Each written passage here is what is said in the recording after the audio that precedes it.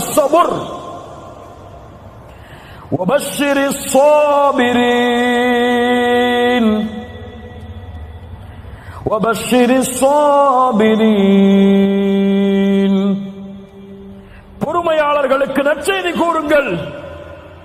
இந்த உலகத்திலும் மறுமையிலும் அவர்களுக்கு அருள் உண்டு. சுப்ஹானல்லாஹ். யா அய்யுஹல்லதீன ஆமனூ இஸ்தஈனூ பிஸ்ஸப்ரி வஸ்ஸலாஹ். பொறுமையை கொண்டும் தொழுகையை கொண்டும் உதவி தேடுங்கள். இன்னல்லாஹ மஅஸ் ஸாபிரீன். அந்த பொறுமையாளர்களோடு தான் அல்லாஹ் இருக்கிறான். அல்லாஹ் உங்களோடு இருந்தால், உங்களிடத்தில் பொறுமை இருந்தால் அல்லாஹ் அதை நீக்க மாட்டானா?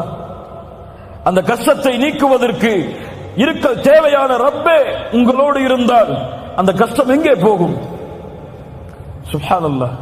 பாடங்களை படியுங்கள். நபி யாக்கூப் அலைஹிஸ்ஸலாத்து வஸ்ஸலாம் தான் விரும்பக்கூடிய குழந்தை நபி யூசுப், சகோதரர்கள் திட்டம் தீட்டுகிறார்கள் என்று கூறினான். கனவை வெளிப்படுத்தாத யூசுஃபே என்று சொன்னார்கள். ஆனால் அந்த சகோதரர்கள் திட்டம் தீட்டி சகோதரனை எப்படியாவது அழித்து தந்தையின் விருப்பத்தை நாங்கள் அடைய வேண்டும் என்பதற்காக திட்டம் தீட்டி நபி யூசுஃபை கிணற்றில் வீசுகிறார்கள். கிணற்றில் ஒரு நபி, அந்த வழியாக வந்த வியாபார கூட்டம் மிஸ்ருக்கு சென்று அங்கே சந்தையில் நபி யூசுஃபை விலை பேசுகிறார்கள். ஒரு அடிமையாக, ஒரு அடிமைத்தனத்தில் ஒரு நபி எஜமானருடைய வீட்டிற்கு சென்றால் அங்கே எஜமானருடைய மனைவியின் மூலமாக மிகப்பெரிய சோதனை, அதன் மூலமாக சிறைச்சாலையில் ஒரு நபி, தந்தையும் மகனும். சுப்ஹானல்லாஹ். தந்தை சொன்னார், என் மகனை நீங்கள் ஏதோ செய்து விட்டீர்கள். ஃபஸப்ருன் ஜமீல், ஃபஸப்ருன் ஜமீல். அழகிய பொறுமையை கையாளுவேன். அல்லாஹ் நபி யூசுஃபை மறுபடியும் நபி யாக்கூபிடத்திலே கொண்டு வந்து சேர்த்தான். இரண்டு முறை சொன்னார்கள் இதே வார்த்தையை நபி யாக்கூப். இதே வார்த்தையைத்தான் எம்முடைய தாயும் கூறினார்கள். யார்? ஆயிஷா ரலியல்லாஹு அன்ஹா.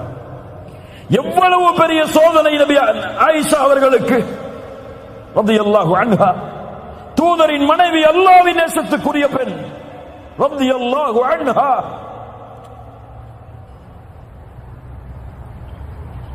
இந்த உலகத்தில் அருவருக்கத்தக்க ஒரு பாவத்தோடு ஒரு நபியின் மனைவி இணைக்கப்படுகிறார்கள். ஒரு சித்தீக்கின் மகள். தூதர் அல்லாஹ்வுடைய வசனத்தை எதிர்பார்த்திருக்கிறார்கள். சஹாபாக்களில் சிலர் அந்த தவறை பற்றி பேச ஆரம்பிக்கிறார்கள் மக்களிடத்தில். அல்லாஹ் அவர்களுடைய பாவங்களை மன்னிக்கட்டும். அல்லாஹ்வுடைய தூதரும் சஹாபாக்களும் என்ன செய்வதென்று திளைத்திருக்கிறார்கள். ஆயிஷா அவர்களுக்கு அந்த செய்தி போய் சேருகிறது. கவலையில் அழுது அழுது அழுது ஆயிஷா அவர்களுடைய உள்ளம் நெருக்கடியால் சூழ்கிறது. பல நாட்களுக்கு பிறகு ஆயிஷா அவர்களை அல்லாஹ்வுடைய தூதர் சந்திக்க செல்கிறார்கள். அதுவரை சலாமை தவிர வேறு பேச்சு கிடையாது. தன் கணவர் தன்னோடு பேச மறுக்கிறார். மூமின்களிடத்தில் தன்னை பற்றிய தவறான செய்திகள் பரப்பப்படுகிறது. எவ்வளவு பெரிய நெருக்கடி ஆயிஷாவுக்கு ரலியல்லாஹு அன்ஹா. அல்லாஹ்வுடைய தூதர் சொல்லுகிறார்கள், ஆயிஷா, அபூபக்கரும் அவர்களுடைய தாயாரும் அருகில் இருக்கிறார், அவருடைய மனைவியும் அருகில் இருக்கிறார்கள். ஆயிஷா அவர்களுடைய தாயாரும் இருக்கிறார்கள், தந்தையும் தாயும். அல்லாஹ்வுடைய தூதர் சொல்லுகிறார்கள், ஆயிஷா, இப்படி கேள்விப்பட்டேன். நீங்கள் செய்திருந்தால் மன்னிப்பை தேடுங்கள். அல்லாஹ் பாவத்தை உணர்ந்து மன்னிப்பை தேடுபவர்களை மன்னிப்பான். செய்யவில்லை என்றால் அல்லாஹ் உங்களை பரிசுத்தப்படுத்துவான். நீங்கள் என்ன சொல்லுகிறீர்கள்? அபூபக்கரை பார்த்து சொன்னார்கள், ஆயிஷா ரலியல்லாஹு அன்ஹா, அல்லாஹ்வுடைய தூதருடைய நண்பரே, உங்களுடைய தூதருக்கு பதில் சொல்லுங்கள். அபூபக்கர் சொன்னார்கள், என்ன சொல்லுவது? என் தாயே, ரசூலுக்கு பதிலளியுங்கள். என்ன சொல்லுவது நான்? என்ன சொல்வது நான் என்று அவர்கள் இருவரும் திளைத்து நிற்கிறார்கள். ஆயிஷா ரலியல்லாஹு அன்ஹா அவர்கள் சொன்னார்கள், அல்லாஹ்வுடைய தூதரே, இந்த செய்தி உங்களிடத்திலே வந்து சேர்ந்தது. நீங்கள் இதை அல்லாஹ்வுடைய வசனத்தை எதிர்பார்த்து இருக்கிறீர்கள்.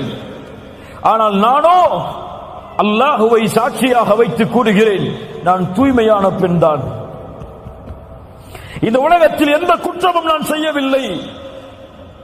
நபி யாக்கூபுடைய அடையாளத்தை தான், அந்த உதாரணத்தை தான் என்னுடைய வாழ்விலும் நான் எடுத்துக் கொள்கிறேன். இந்த சோதனையிலிருந்து நான் வெளியே வர வேண்டும் என்றால் ஒரே வழிதான், ஃபஸப்ருன் ஜமீல் வல்லாஹுல் முஸ்தஆனு அலா மா தஸிஃபூன். அழகிய பொறுமையை கையாளுவேன்.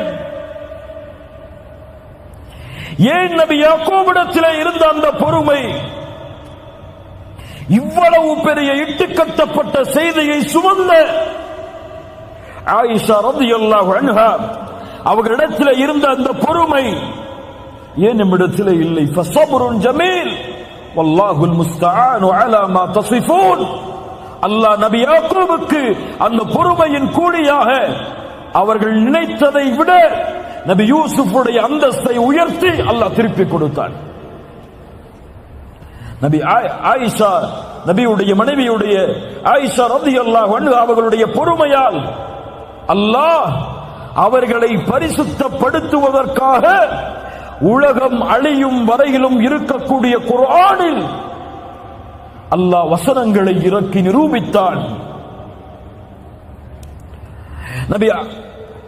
நபியுடைய மனைவியாகிய ஆயிஷா அவர்களுடைய கற்புக்கு அல்லாஹ் சாட்சி கூறினான் அந்த பொறுமையால். நபி யூனுஸ் அதே சோதனையை சந்தித்தார், பொறுமையோடு இருந்தார். நபி நூஹ் 950 ஆண்டு காலம் அழைப்பு, பொறுமையோடு இருந்தார். முஹம்மது ரசூலுல்லாஹ் ஸல்லல்லாஹு அலைஹி வஸல்லம் எவ்வளவு சோதனைகள் மக்காவில்,